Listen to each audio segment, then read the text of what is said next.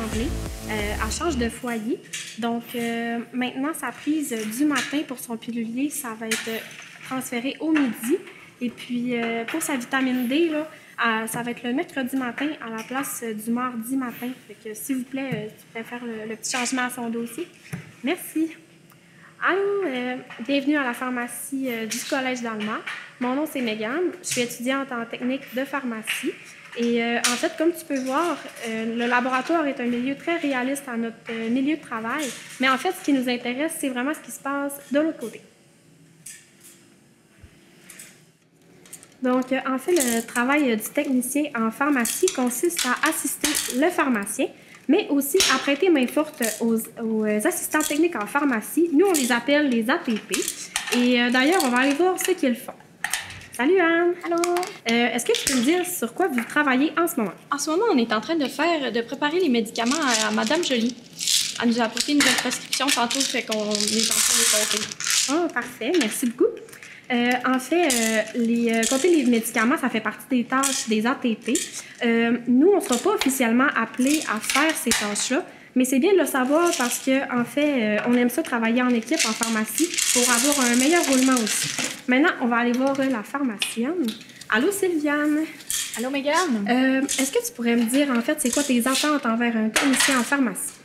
Oui, bien en fait, on est vraiment à la recherche d'avoir un coéquipier ou une coéquipière dans notre équipe pour nous soutenir dans plusieurs tâches, c'est-à-dire il y a principalement 3 volets. Donc, il y a le volet administratif, la gestion des stocks en pharmacie, la gestion des ressources humaines, etc.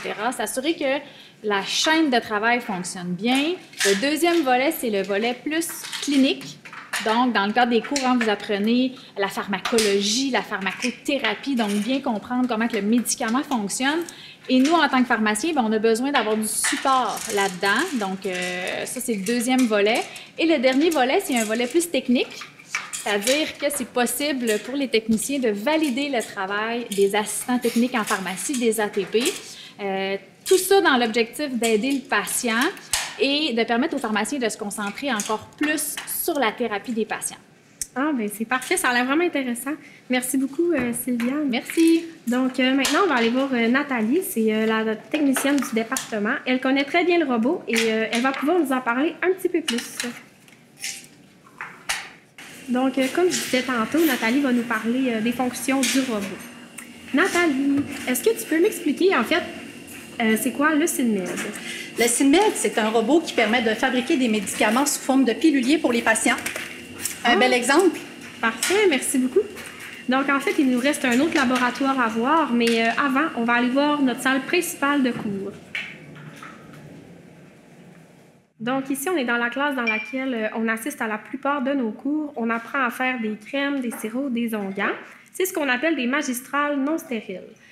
En fait, on apprend à les faire, mais c'est pour éventuellement valider la qualité du travail des ATP.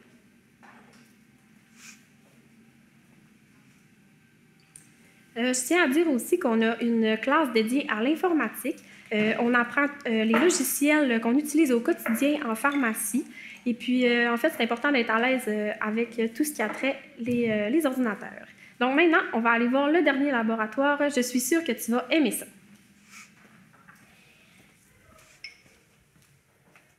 Donc, on est maintenant rendu à la dernière partie du laboratoire. C'est tout ce qui a trait au milieu hospitalier. Ce qui est différent comparé à la pharmacie communautaire qu'on a vu tantôt, c'est qu'ici, on fait des préparations magistrales stériles sous des hottes qu'on voit juste à côté ici et au fond ici. Les hottes, en fait, servent à s'assurer que toutes les solutés qui sont préparées sont sans bactéries et sans agents contaminants parce qu'en fait, tout ce qui est fait sous la hotte va éventuellement aller au chevet du patient et être injecté au niveau des muscles ou des veines. Donc, c'est pour ça qu'on appelle ça des préparations stériles. Ensuite, dans notre laboratoire, on a des caméras qui nous permettent d'enregistrer les préparations des ATP.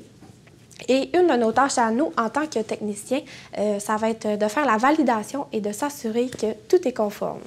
Et Mégane, désolée de te déranger. J'avais terminé, mes volumes sont prêts à être vérifiés. Ah, parfait, je m'en viens. On a un 20 ici.